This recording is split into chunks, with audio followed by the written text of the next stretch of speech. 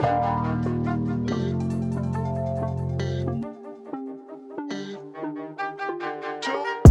12th. Welcome back to the Sleepers podcast. Hopefully a little more lively episode today than yesterday's. Cart, you already look like you have a pep in your step this morning. I was actually just gonna lead on here on a monologue that I feel a little gloomy today because it's kind of overcast outside. It's dark. I don't know. You just got a little bit of gloomy feeling. Well, screw me then. What an energy. Yeah, it is pretty gray. What can you do about it? My house is breaking apart. My AC is not working. My heat's not working. Yesterday, our guest room toilet just exploded in the middle of the day. Don't recommend having house issues while you're a work from home parent. Not fun, not good. Got daughter screaming her head off while the toilet's about to flood the entire main living spot, ruin the floors, and boss hitting me up yo, where's this article? I need a breather right now, okay? But we're still here to podcast, which is hey, there's a lot of week for this week to go up. I'm a firm believer, and it can't get any worse. It could get better, but don't you think it also could get worse?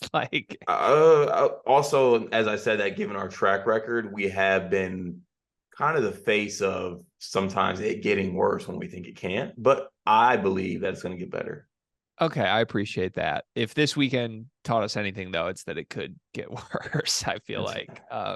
Speaking of getting worse, before we do comments and questions, I do feel like we should probably just do a brief talk about the Mel updates from yesterday, some big swings in that whole saga.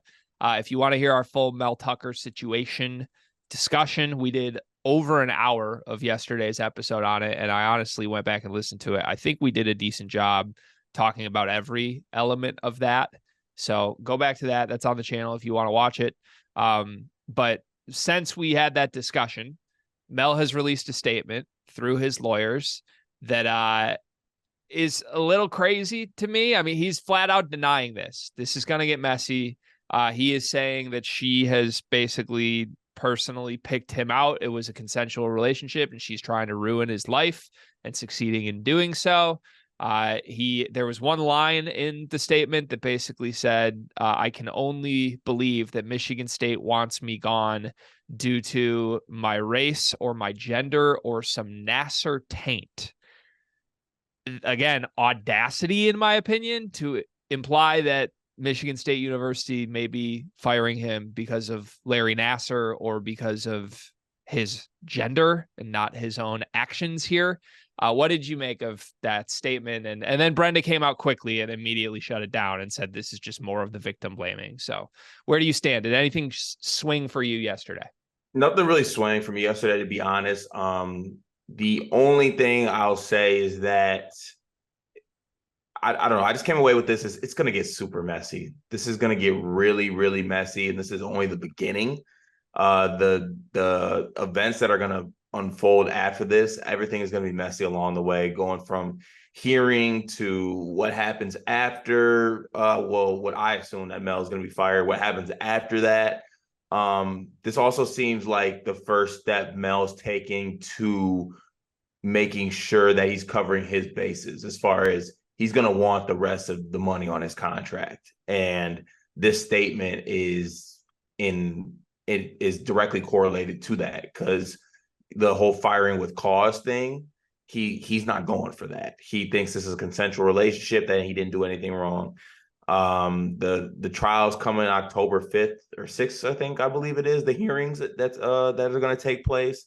It's going to be super messy. And also, just I feel like we haven't talked about this from a football standpoint at all. This is now going to be hanging over the whole football season, which was already a football season that a lot of Michigan State football fans were on edge. I feel like, just because coming out the 5-7 season, schedule is a little bit tougher. Not making a bowl game was pretty embarrassing last year. So there was a lot. I mean, not a lot of expectations, but Michigan State football fans wanted to see something as far as improvement. If the team went 7-5 this year, I truly believe that most Michigan State football fans would be content and okay with that and see the improvement in the team and the guys that we have. But now this is going to be hanging over the football team for the rest of the season. And shit, who knows how long it's going to be hanging over, depending on how messy it gets. This could go on forever and ever. So I'm a firm believer that I kind of want Michigan State to do the due process, make sure you cover all your bases, and do the right thing. But at the same time, you got to be very, I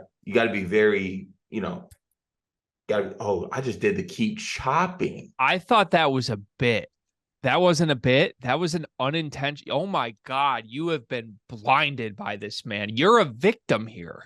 No, I was trying to say no. You are a victim here. You and many others really, really have been duped by this man. What I say is you got to be on it. Like you got to keep chopping. You got to be proactive. Oh my God, Carter. I didn't know it was this bad. For those that didn't watch this and are just listening, Carter just literally with his whole heart meant to do the keep chopping motion. Like you got to keep chopping. That ruined everything. That ruined everything I said before. I am shook right now. Yeah, it's going to hang over more than just the football team, though. Like you're right. It's hanging over the football season. It's also hanging over the university. It's hanging over the fan base. It's hanging over anybody who wants to go to Meyer today in a Michigan State shirt. Like this is not a good look. And it's, like I said, it's going to get messier because here's the truth. And I don't think we spoke to this much yesterday. This is a messy situation. I'm not saying that Mel is in any way in his right. He should be fired alone for thinking it's okay to enter a consensual relationship with this woman, given the school's history and the context there. That's insane. This is messy, though. This is very much a he said, she said. And I don't know that anyone will ever know what the true truth is between the he said, she said. But when you are Mel Tucker, you can't put your team's fan base in a position where you're asking them to not believe a survivor. And that's where we are now. That is, again, the most insane thing ever. Like, even if Mel's honest here and he's being right, we can't not believe the survivor after all we've done and been through. Like, we have to believe survivors. That is a true fact at this point. So for Mel to now take the position that he's getting fired because of some Nassar taint and none of this, like, dude, this is no longer a good fit. Even if you're being honest, this is no longer a good fit. And the more Michigan State lets this hang, because I don't want to say I know they're doing the due process, but this is why I would advocate for just, you got to fire him as soon as you can. If this is still I'm suspended, I think there's a chance he goes to this hearing and he's not found guilty. I really do. Even if you fire him right now, the messiness is still going to ensue. But at least there's a clear line of separation. Because if this is, we're waiting until October, why? I get why, it's money, but okay, then this guy's going to do this dance. It's also not money. It's also there's a process with these things. Like you gotta go through trials. You got to go through hearings. Obviously, in situations like this, sometimes it's hard to understand that, but those things are put in place to go through those things. So, technically you have to go through them. But if you agreed yesterday, though, we're not, I don't want to do the whole show on Mel. We're already doing 15 minutes more than I want to. You agreed yesterday, though, this is just a formality. So why do we need the due process? If the due process happens and he's found innocent and he's still going to get fired, why do we need the due process? Because it comes back to what's going to happen afterwards. Because there's going to be lawsuits to follow this. There's going to be Mel trying to recoup his money. Let's say we did fire him right now. Mel's lawyer team is going to be like, they fired me without even letting me get to my trial. They fired me without even letting me get to this point. That's literally, even when you say that on your head, it sounds like firing without causation. So they're literally going to have to go through this trial. I think it's literally just to cover their bases. There's a morality clause in the contract.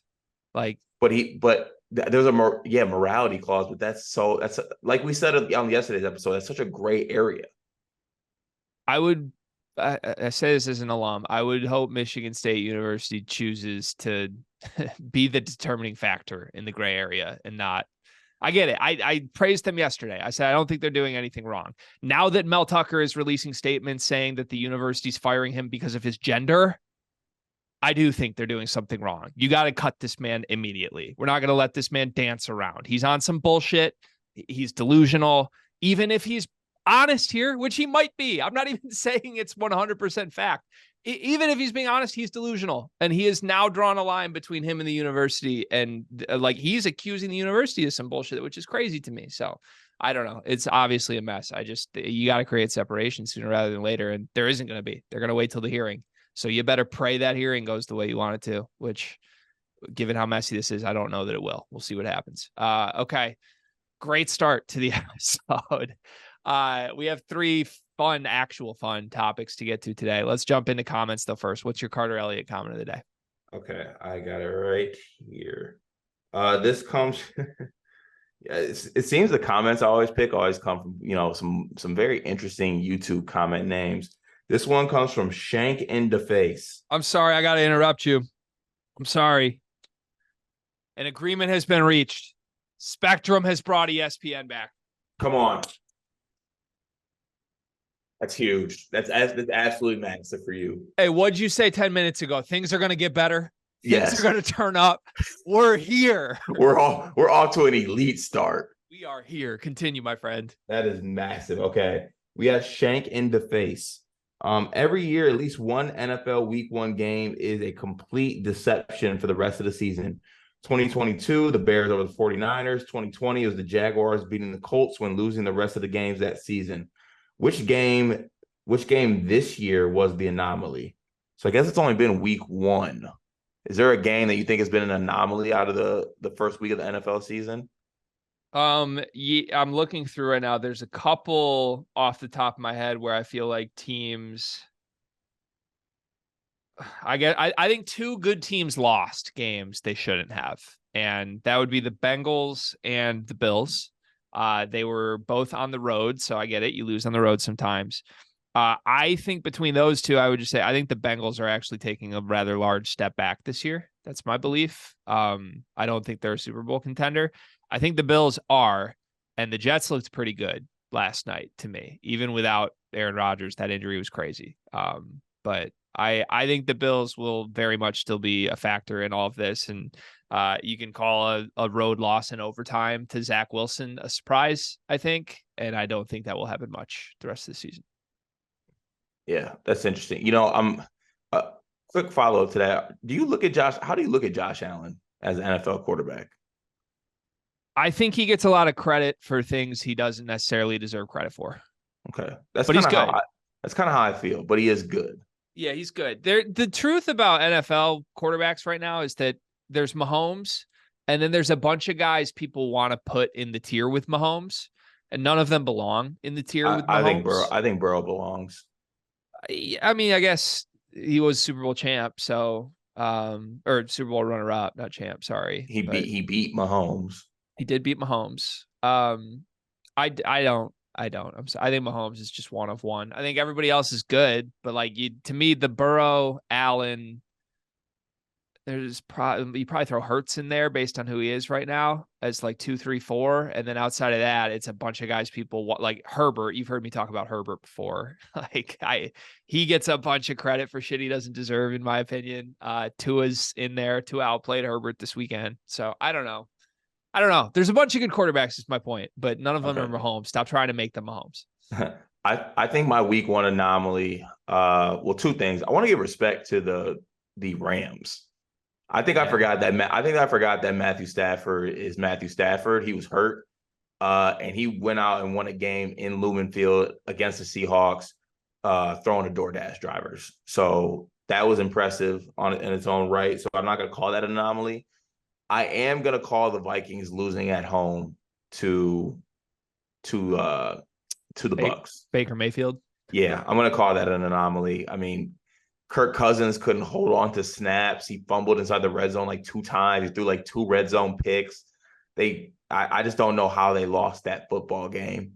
I'm going to call that an anomaly. And you can always feel good at calling a win an anomaly when Baker Mayfield's the quarterback of the other team. That's true. I don't hate that one. I'll throw one more out before we move on. I don't think the Packers are as good as they looked. And I know that could come back to bite me as a Lions fan. The Bears, I was wrong about the Bears. I thought they would win this game. I thought they would have a little bit of a leap forward. Justin Fields, I'm still a pretty big believer there. They were horrid, and the Packers were competent, and that led to an 18-point win. Competent does not mean good football team, and I would love to see what the Packers do this week before we crown Green Bay for going into Chicago and winning by 18 points. Yeah, the Bears are unprepared, unmotivated on everything. Any team in the NFL is probably going in there and beating them by 20. And I know we're gonna get to Discord in a second, but the Discord's been talking a lot of NFL this week, obviously, and like we've been gassing up the Lions, and I think it was Ethan Basilla who was like, "Man, we got to slow down the Lions hype train." I'm gonna just be honest, Cart. Let me just be honest for a second. I'm not slowing down the train. Like my NFL takeaway from week 1, genuinely, for the first time that I've ever felt this feeling in my life, was holy shit, the Lions are better than 26 of these teams. Like, and I don't think that's an exaggeration. No. Like they have to deliver on it. But like on paper, who we have in that locker room, who will be stepping on the field for us, is more talented than 26 teams in this league. Yeah, I came away saying something like, this is a top 5 team in the NFC, like easily. In the NFL, in my opinion, like if we're going through teams from this week, and I know it's week 1, we can't overreact, but I'm going to overreact because I'm an overreact guy. The Niners are elite. The Cowboys might be elite. Obviously, the Eagles are still a threat. Beyond that, who? Like I'd still throw healthy Chiefs in there. Of course, healthy Chiefs. Of course, healthy Chiefs. Yeah. Then I think Detroit. It's Detroit or Miami. I'm Bengals. A team that lost 24-3. That game was a touchdown. That game was a fluke. No, you're doing the Herbert thing right now. You're doing the white privilege quarterback thing with Joe Burrow. On the road, he can't get a touchdown. T. Higgins can't get a catch. Jamar Chase had like 36 yards. And we're still Super Bowl contender, still better than the Lions. Joe Burrow. Don't talk about my fantasy quarterback like that. You're in trouble. What do we say? You're bad at fantasy? You're in trouble. Yeah, 3 points this week. I will not apologize for believing the Lions are good this season. And if that comes back to bite me, it might happen. Okay, let's go to. Did you wait real quick? Did you get a week 1 fantasy win? So again, I have a lot of teams. I went 2-0 in my important league. We play 2 games a week. Went 2-0 in the big money. 2 games a week. Yeah, because it's the only way you can play. There's 23 other teams in our league, and we play a 12-week season, so you want to play all 23. Everybody plays everybody once. So I'm 2-0. I scored, I think, the 2nd most points in that league. In the Borzello League, I scored the 2nd most points in that league, but lost my matchup to Riley Davis and Miyakawa. Wow. All the algorithm talk took you down. Scored 180 points, and I would have beaten every other team in the league, and I took an L. But 1-1, because you get a point for being in that top half of that league as well. So 3-1 in my leagues that matter. And no offense to the Sleepers Listener League and the other leagues, but I was like 500 in a mix of those. So okay, 3-1 in my 2 that I'll keep records on. Here we go to the Discord. What a bad plug for the Discord by me. I love the Discord, by the way. Well, I'm shitting on our fantasy football league. Let's go to the comments. Again, if you want to join the Discord, we will read your comments every single day. We're building pretty good relationships with a lot of people in the Discord right now, roughly 40-ish people. I think we're just under 40. If we can get that to 50, I'm feeling real good. That's the number I'm trying to get after here. Comment from Basketball Jones yesterday. He said, just want to confirm that Xavier Johnson's stat is 100% real and accurate. He was completely healthy for 2 conference games before getting hurt later in the year versus Kansas. 63 combined minutes played versus Nebraska and Rutgers, 2 non-tournament teams, but who is counting? 13 turnovers and 12 points scored. I'm loving this number. Just wish he has a good, healthy season. That's all. We're going to talk about Xavier Johnson later in the episode a little more. He also says, I do feel why? Oh, hell I no. do. He said, I do feel like you forgot Ethan Morton is the worst starter discussion, even though he's not a lock to start. Did we forget Ethan Morton and who's the worst starter? Yeah, we did. But I think we assumed he's not going to start. I think he's going to start. I just, I didn't want to go there. Then he's there then. Okay. I would rather play Ethan Morton than Madi Sissoko and Trey Jackson. I actually think I might too. Yeah, that's why I didn't go there. Fam said, trying to spin this into a positive, what % chance do we give D'Antonio coming back as a stabilizer is needed? If D'Antonio goes 6-4 the rest of the way and resurrects the program back to consistently hunting 10-win seasons, the prideful MSU community has a reason to be excited about the football program again. Mark could firmly cement himself as the best MSU coach in history, coaching from now through 25. What's your percent chance that Mark is the long-term coach after this season? I'd give it less than 25%. Do you think I that's think because of performance or just because no matter what he wants to be? no, I don't think it's because of performance. I think it's because of a lot of factors. And I honestly think some of those factors just have to do with Mark as a person. Like it's a real commitment and a grind to be a head football coach. And he put in a lot of years and did a lot of things for this program. And I'm sure he kind of enjoys like just living a retired life, being with his family, being with his grandkids, like you mentioned. And if I'm not mistaken, like didn't he kind of have like some health things, like as Oh, far as yeah. just like yeah, like not being in the best. So like that's things like head coaching takes such a toll on you, and I feel like obviously you have the sicko coaches of the world who just coach until like they're 70 and 80 and shit, even 80, almost 80 in some cases. I don't think like all coaches want to do that and have that grind, especially when you have to go through so much. Like I feel like Mark did establishing the Michigan State football program. So I feel like he doesn't want that. And also, like maybe Michigan State football doesn't want to do that to him. Like we don't want to run this man down. We want him to come in and stabilize us and then, take the next step, but we don't want to run him down. Yeah. What is Izzo? Like 93 years old now? Something like that. Relax. I'm just, My okay. man, my man's getting younger by the day. Yeah, I don't know what the percent is, but I don't think Mark will coach a year from now. I think this is a great opportunity for Mark, who, as I said yesterday, did not end his tenure at Michigan State in the happiest way. And it wasn't necessarily of his own choosing. I know he quote unquote retired, but I think there was a lot of internal pressure on, hey, Mark, get out of here when he left. And I was loud about it at the time. I don't think that was fair to Mark. I didn't think they should have been pushing him out the door. I think they should have given him as much time as needed to collect things and get it back on track. So to me, this is like a desperation opportunity for Mark, though, because if God forbid, if he goes 8-4 on a season, now they're 2-0 already, but 6-4. If Michigan State finishes the year 8-4 with an upset win over someone along the way, that's a legacy moment for Mark. Like he can leave on good terms. He can leave What with about legacy moment for Harlan? and Harlan. You're right. Yeah, We do forget Harlan is the head coach here. Harlan's the head dog. Harlan is the head coach. All right. Maybe never mind. Maybe there are no legacy points for Mark here. It's all up to Harlan here. Trevor Salee says he doesn't see Morton starting. He sees him getting 7 to 10 minutes a game with a couple boards and an assist or two. He's playing more than 10 minutes. You're smoking crack if you think that Matt Painter's not playing his son more than 10 minutes. Yeah, he's playing more than 10 minutes. Let's move on for the sake of time. D-Rose SAT says really small sample size from Xavier last year and really could have used time to acclimate with Hood Schifino. But with that logic, you can't ignore his performances against Xavier and UNC, where he averaged 21.5 points on 65% shooting. You can't ignore it. Watch us do it. Next comment. He also said, I still say he has a better year than Boo Booey, which hurts me personally, D-Rose. TJ, Terrence _23 says, regarding the Riley Davis pitch to hop on the Lions bandwagon, quote, and the bandwagon's full, but you can try to run behind it. I'm sorry. And then he attributes that quote to Drake, then to Cart and me. Mood. It is a mood. Coy says he's completely on Carter's side about Team USA. If they send out the C/D team, he's acting like they didn't even send a team.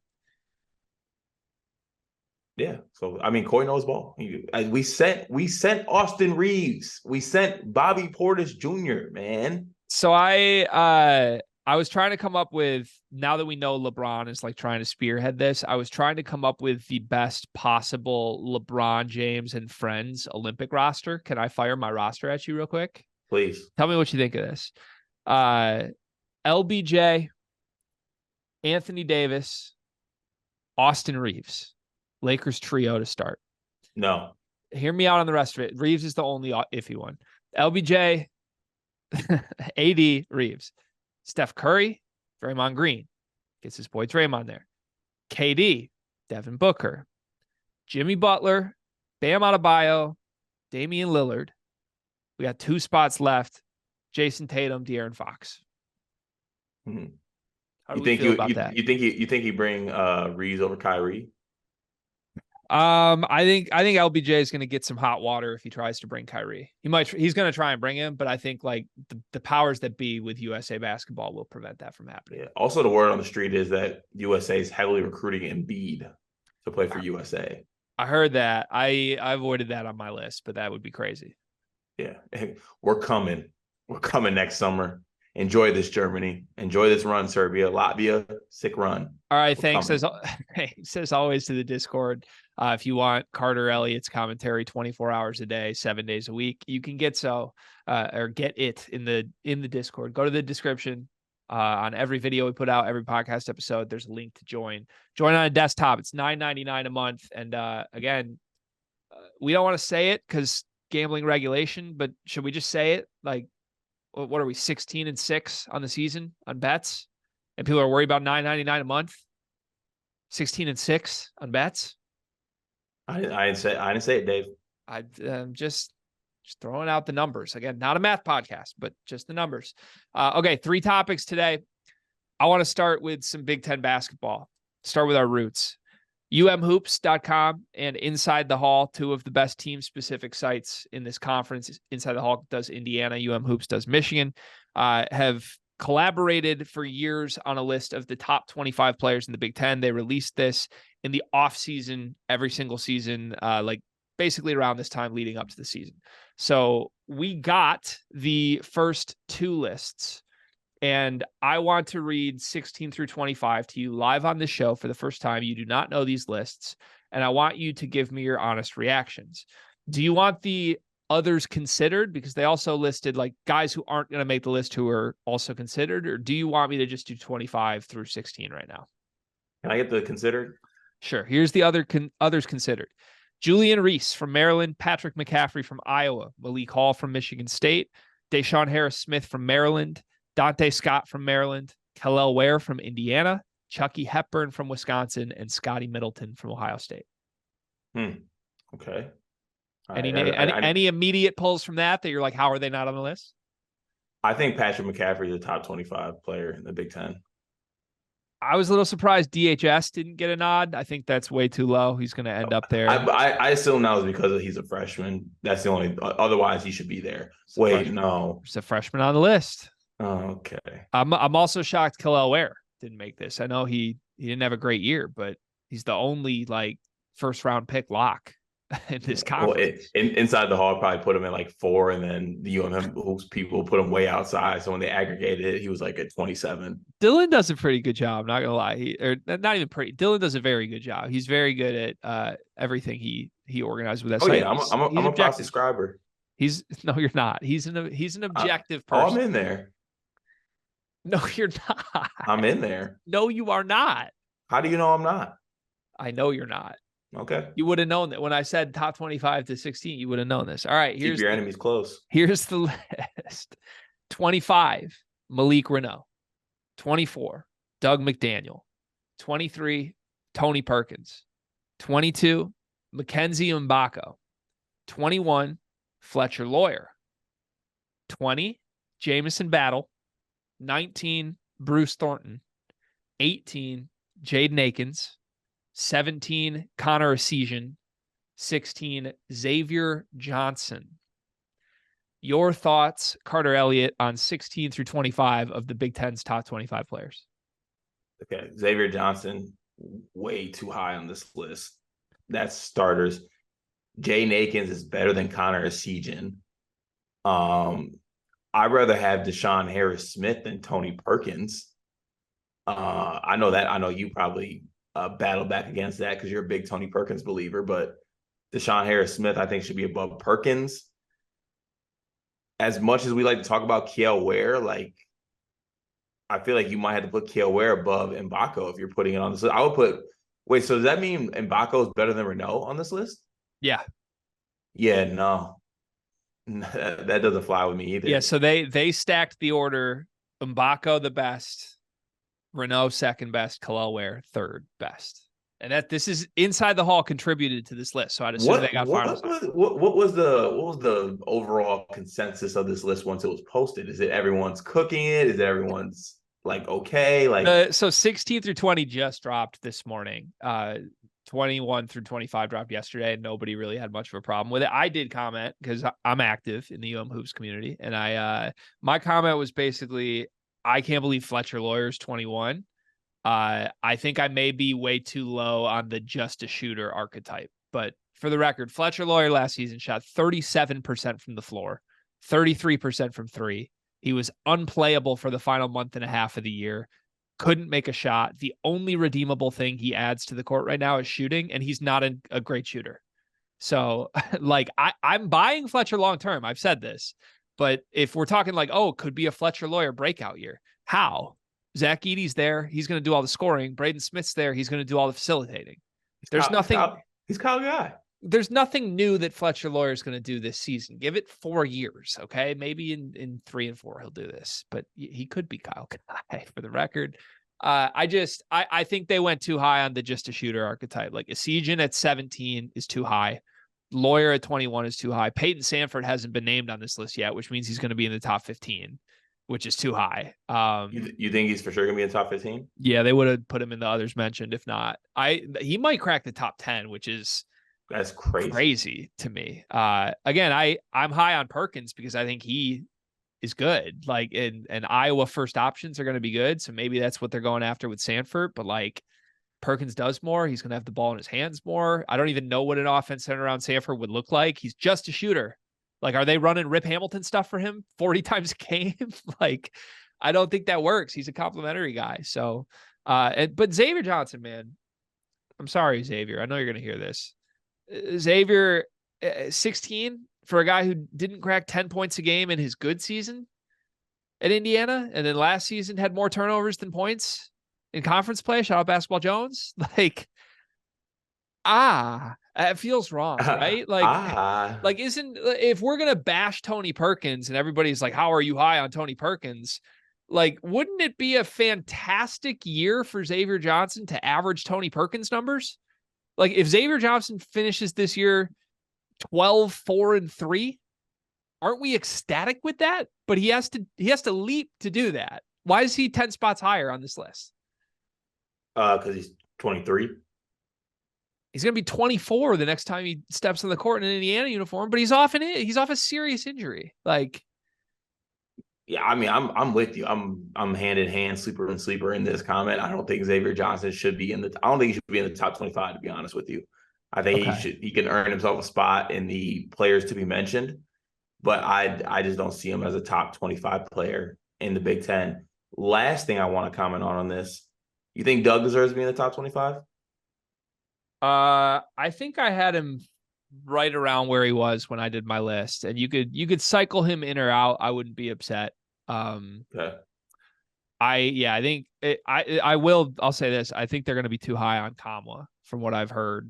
Oh, it sounds like he's going to be top. He might be top 5 from what it sounded like. He won't. I don't think he'll be 5th, but I think he'll probably be 6th or 7th. And when I did this list, I had Kamwa like 13th. So, I don't know. It's interesting though, because like Doug cracks the list, Chucky Hepburn doesn't. And to me, those guys are essentially the same guy right now. And I love Doug McDaniel. I think he could be more. But like, Chucky's first year looked a lot like Doug's. And then it was like, oh, Chucky's going to have a breakout. And then he just didn't. So now everybody's written off Chucky because he didn't have the breakout. But now we're anticipating Doug. Like, there's a lot of credit on these lists to anticipating things rather than what people have actually done. Yeah, I agree. But yeah, there's some head scratchers in that one, to be honest with you. Dude, also, we might have to have you release your top 25 list. I was gonna say maybe we should do a co-list at some point. Are we I don't want to just bash this because I think this is a hard exercise, especially this year. Well, that's the point. That's the point of making lists. You don't make lists to be like, hey, you know what? That's a flawless list. You did an amazing job. It's any list is getting bashed. What do you like about this list? What do you like about this list? I got one. I mean, can you go to 2025 one more time again? Because I think I know who I want to say, but I just want to make sure. You want the 25 group or the 20 group? The 20 group. Jameson Battle 20, Bruce Thornton 19, Jaden Akins 18, Connor Esigian 17, Xavier Johnson 16. I do like that Jameson Battle made an appearance in the 25. I think that's a great inclusion. I don't think a lot of people would include him in a 25. I think he deserves to be there. I'm going to say I like the two Ohio State guys together here. I will be very curious to see if they put Zed Key on this list. They did not include Akpara. I think Akpara is better than Key, but I know Dylan's a big Zed Key guy. So if Zed Key lands highest on this list, I think they're pretty high on Ohio State. One, to have three guys in the top 20. But two, I would not think Zed Key is Ohio State's best player. Do you like where Bruce Thornton is? I think he has to be there. It's like a prove it year. Like if you put Bruce Thornton much higher, it's kind of like he hasn't done it yet. But in the write up, they did a good job with it. They're like, if there's one guy we expect to be higher on this list than where we put him, it's Bruce Thornton. So yeah. Last thing, Akins was 18th. You said he should be higher than a Sejan. I don't know that I necessarily agree with that. Where do you think Akins should have been on this list? I think Akins is a top 15 guy. Or okay, because it's a, I guess, prove it type situation.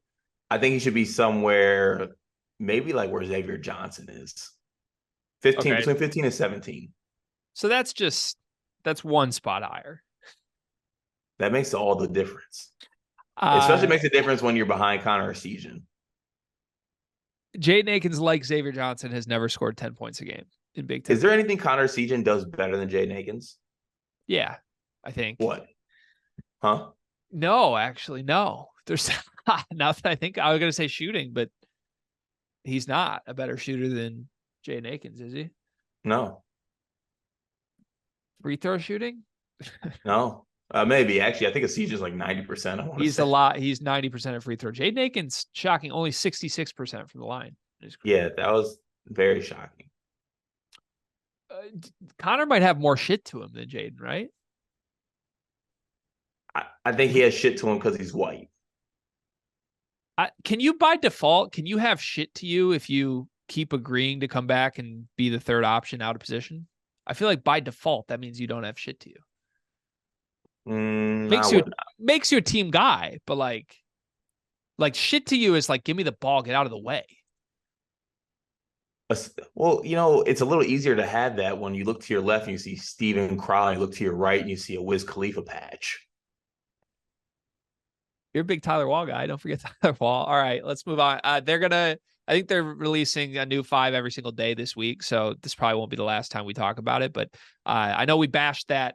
Good work, Assembly Hall, and or not Assembly Hall, Inside the Hall and UMHoops. It's a hard undertaking. We appreciate the work you guys do covering the conference. So we'll probably talk about it more and bash more lists later this week.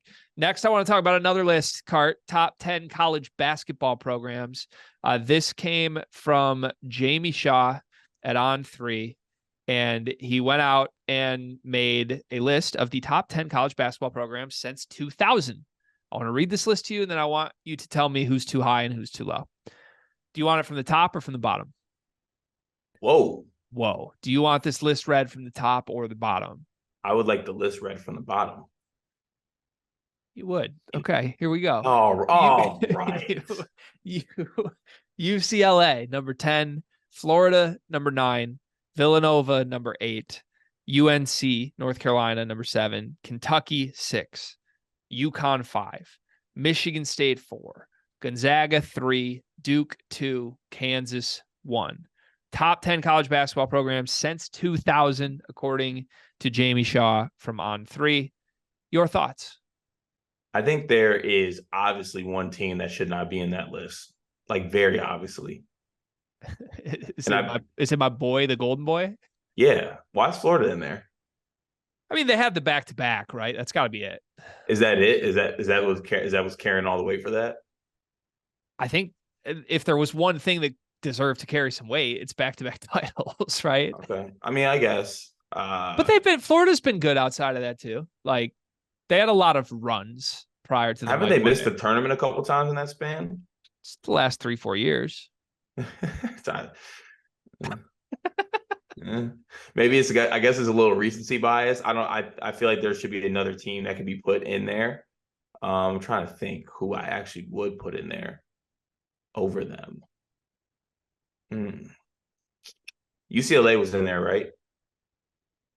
UCLA was 10. Yeah. Okay, 10. UCLA was 10th. Okay. I mean, did you have any complete quarrels with this list? Yeah, there's 7 teams that won national titles ranked below Gonzaga. Huh? Like, wait a second. What? Why? Why are we're rating Gonzaga the top program because they got some like fun recruits? Chet Holmgren, Jalen Suggs passed through. Drew Tinder's fun. They've been very dominant. Very. In where? What are we doing here? I mean, we're acting like they haven't made like Final Fours and championship games and all that. They have not made more championship games than a bunch of teams on this list. UConn has 3 national titles in this span, and they're 2 spots below. Hasn't UConn missed a tournament in that span too as well? First of all, this is all the way back to 2000. Every team on this list, except for Kansas and Michigan State, has missed a tournament. So I get that's like your Except thing. Who? I get that's your thing. Congrats, but like that is not the single definition of a healthy program. It's a part of it. It's about what you do. Gonzaga has not done anything but win the West Coast Conference. Like what? What are we doing? They should be 10th on this list. Now that I think about it, I'd rather have Purdue on here than Florida. That's crazy too. Come on, man. They got 2 national titles. They have 2 national titles in that span. Purdue has 0 Final Fours. Purdue has 2 back-to-back banners. Purdue would die to hang a banner. Okay, like what they hung conference banners. I don't understand why UConn's 5th. UConn should be 3rd on this list. They have the most national championships in this span. Like that's true. I agree with that. How are we defining program? Like Michigan State is good at 4. They shouldn't be behind Gonzaga. They should be behind UConn. I also think Kentucky's a little bit too low though. Like, are we sure Kentucky's been a worse program than Michigan State since 2000? A lot of Final Fours in there. Like, are we sure? Could make an argument. Also, if you ran this list from 2002, where's Michigan State fall? And that's what we're doing. I'm just wondering, like, how much weight is one title in 2000 carrying? Well, I mean, a lot of Final Fours probably carries a little bit of weight too. Apparently, a lot of 11 seeds carries it, according to you. You make the tournament. That's what matters, right? Why do we got to do this? This isn't about. Michigan State belongs in the 10. Let's talk about teams that don't belong in the 10. Where I was going to ask you this, where does Michigan rank? If it's not top 10, where do they belong? Because I feel like it's close. I thought they'd be in conversation for 10th in this span. I would have them because they didn't win. They haven't won a title since 2000, but they had obviously reached high. You could make an argument for them. It would really be over UCLA or Florida, but I wouldn't go Florida because they have 2 titles. I'd UCLA have them like doesn't. 13, 14 maybe. Okay. Why what makes UCLA a better program than Michigan in this span? What makes UCLA a better tournament than Michigan? UCLA is 10th on this list. What makes them deserve that spot more than Michigan? I think they've had more sustained success than Michigan. Can you define sustained success? More Final Fours. Do they have more Final Fours since 2000 than Michigan? I'm pretty sure that they do. I might be wrong as well. If they are, then I might have to look at that a little bit more closely. But I'm pretty sure that they have more Final Fours. I know they at least both have 2. I don't know if UCLA has more than 2. They might have more than 2. But I think because they had the Russell Westbrook year and then they had the Juzang year. They actually might only have 2. I don't know if there's another one, but yeah, I mean it's close, right? Either way, it's yes. great. I don't have major complaints other than what's made Gonzaga a better program than Michigan, actually, now that I think about it. UCLA made 3 consecutive Final Fours from 2006 to 2008. Oh yeah, they definitely deserve that then. I must have just like totally those Ben Holland years. What Gonzaga? What makes Gonzaga a better program than Michigan since 2000? Also made more Final Fours.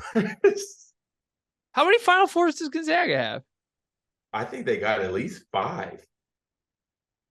Let's look this up. I'm looking it up right now. Let's look this up. No, they have 2 Final Fours. 2 Final Fours, 2 runner-ups, the same as Michigan in this span.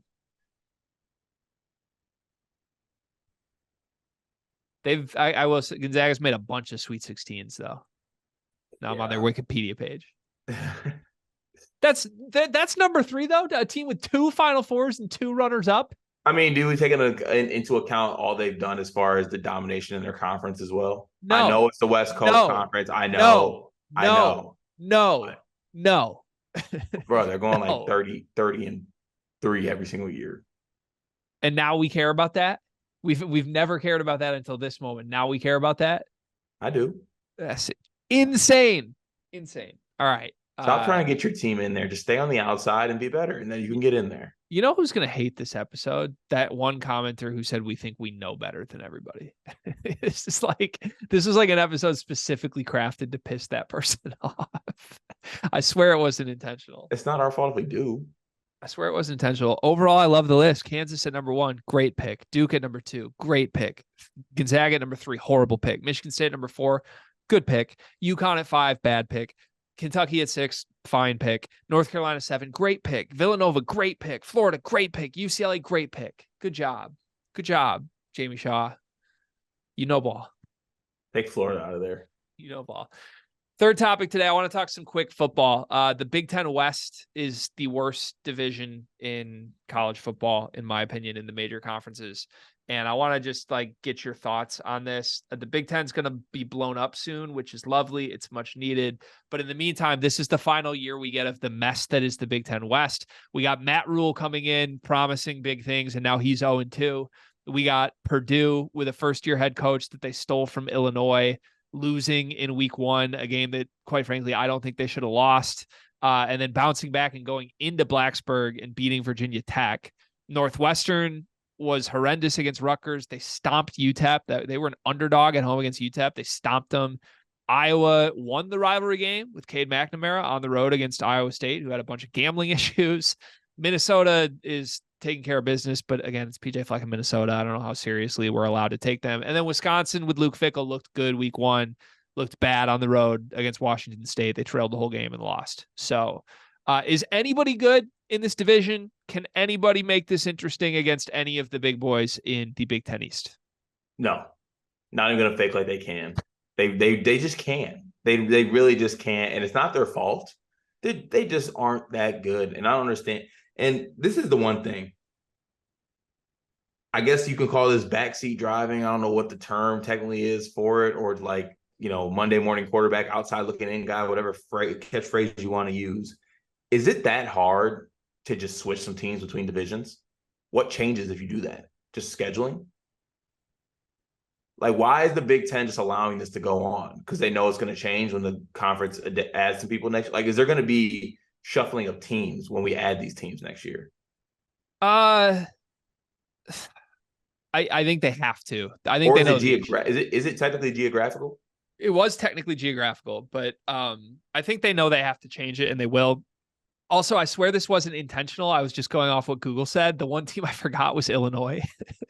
Illinois beat Toledo at home week 1, went on the road and lost to Jalen Daniels in Kansas, but they were down 30. They made it interesting late. So I don't know what to make of any of this. I know that Brett Bielema has me blocked on Twitter, which is a huge missed opportunity. Really? Huge missed opportunity, because he could have been Daddy Brett, and we could have had Daddy Brad and Daddy Brett, but he chose Brett said no to being my daddy, which is really sad. And look where that has him. Who do you think wins this division? If you don't think anybody is actually good and could compete, who do you think are the teams that could win this division at least? Because I was gassing up Illinois in the offseason. I'll say that. Bullshit. I think given history and how things go, I think Purdue actually does find a way to win it again. Okay. I think I have we get Hudson Card versus JJ McCarthy in the Big Ten championship game, and I will have disgusting funds on Hudson Card. You're gonna lose. Promise you.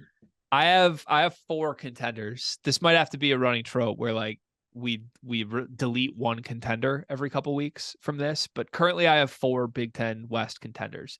The 4th one is Illinois, and I don't know what it is but I still think they could be a good football team. Like, I thought I had so much excitement for their defense coming to the season, and they can't stop a soul. yeah, I really thought that they were going to be like the best defense in this division, and Luke Altmaier was going to be a guy. Luke Altmaier hasn't looked like a guy yet. He had the big touchdown run this week that looked like the most casual touchdown run in college football history. But I think they figure this out, at least enough when they get into Big Ten play and they're familiar with teams. Like, I trust Brett Bielema to go beat PJ Fleck and Matt Rule and at least the bottom half of this division. So I'm not ruling them out. And honestly, being down 30 and then going on a 16-0 run against Kansas late actually means something to me. Like, they could have quit on the season, thrown in the towel. Instead, 16-0 run. Like, they have a heartbeat and a pulse right now. We'll see what happens. So Illinois 4, I'm going Purdue 3. I don't trust Purdue, even though they went into Blacksburg and got that win. Hudson Card seems like he's going to throw 3 interceptions a game, even on his good games. Like, he's just like a throw it up and see what happens guy. And I don't trust anything outside of him and Maccabee on this Purdue team. Maccabee's nice, though. Highly advised betting Maccabee anytime touchdown. Does I feel like you're not factoring in Hudson Card eye test. I like Hudson Card eye test. That's my problem. I've been duped. I've been duped by Hudson Card already. And I don't trust Ryan Walters. I know he's the Illinois guy, and that was a pretty big hire at the time for Purdue. I don't trust him. I don't like what I've seen thus far. And I know it's weird to say after going into Blacksburg, but Purdue really let me down week 1. Like, they looked really messy in week 1. My second place contender is Wisconsin. I think Washington State's actually good. And I don't ding them for going on the road and losing to Washington State. It's a top 25 team in the sport right now. So they'll be fine. And the team I think wins this division and makes the most interesting championship matchup in recent memory, the Iowa Hawkeyes and Cade McNamara. Why would that be so interesting? KJJ. Oh yeah. Huh. I wouldn't. Oh, I guess I'm a little numb to that now because everyone has been commenting, calling me names on our video when we talked about K and JJ. That's true. It would be a fun final. That's all I'm saying. And I think Iowa actually is good. Like, Cade is competent, and that's all I think they needed with the elite defense to make something shake. We'll see what happens. All right, Big Ten West update. Looking forward to that throughout the season. We love talking about gross. Can we actually please keep that in, like, for the rest of the season, just the Big Ten West segment? Yeah, let's do a quick check-in with the Big Ten West. All right, one big thing presented by Big B Cart. What's your one big thing today? Can you go first, please? I don't have one, so you need to go first. Okay, all right. I guess I gotta go first. My one big thing, and this, honestly, I just made this up on the spot, so I'm gonna let you know this right now. You need to clean your headphones. I feel like I've been on a hygiene kick for a while. And I was at the gym the other day, and this guy was changing like his headphones in like the cubby next to me at Snap Fitness because there's no locker room. You just put your stuff in a cubby. Took off his AirPods, and I got a glimpse of the inside of those things. Absolutely atrocious. You shouldn't have earwax on your AirPods. You need to clean your headphones, especially if you work out in them. Hit them with a little sanitizer, maybe. Give them a quick little wipe, whether it's some Beats by Dre, whether it's AirPods. Make sure you clean your headphones. That can't be good. It's nasty. It's unsanitary. That's my one big thing for today. Presented by Big B. And by the way, Big B, show us some love, okay? Because your free promo is going to cut off soon. We're coffee free agents unless you guys step up. My one big thing presented by Big B is that my mother and father bought my daughter a Detroit Lions shirt, like a little Detroit Lions dress this morning. But I'm in mental hell because she didn't have it for Thursday Night Football. And I'm a superstitious person. And I'm terrified that if I let my daughter wear that on game day, we're screwed. Oh, Seahawks for the point might be the move. I know. I'm absolutely terrified. All right. Have a great day, everyone. I'll report back on my daughter's jersey later this week. Goodbye.